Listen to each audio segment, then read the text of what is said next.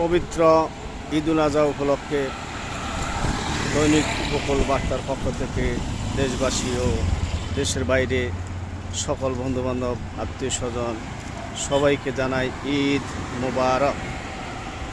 আজকে ঢাকা ফাঁকা, ঢাকা আজকে জনশূন্য।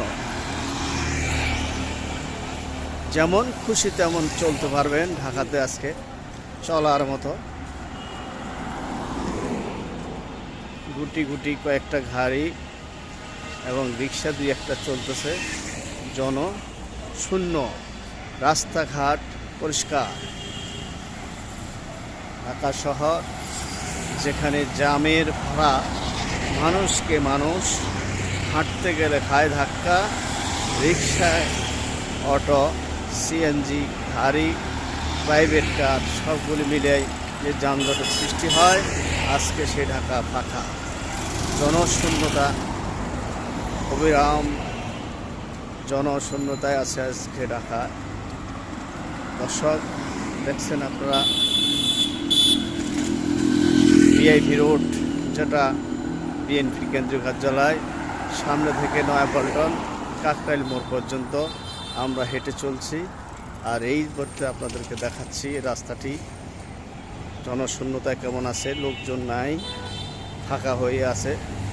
চলতে আজকে যেমনি আরাম হচ্ছে, কিন্তু আসলে লোকজন না থাকলে আতঙ্ক ভিতরে থাকতে হয়। মোটামুটি আইনশৃঙ্খলা ভালো, সেই কারণে চলতে হয়তো সমস্যা হচ্ছে না। জনসাধারণ চলছে নির্বিঘ্নে। দুই একটা বাইক, হুন্ডা এবং দুই একটা রিক্সা, দু একটা ছোট ছোট গাড়ি নিয়ে মানুষ ছুটছে এদিক সেদিক।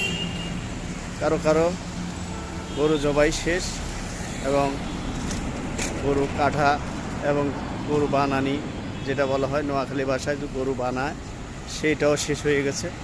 আমরা আমাদের গরু শেষ করে বাইরে ভাগ বন্টন করে বাইরে চলে আসলাম।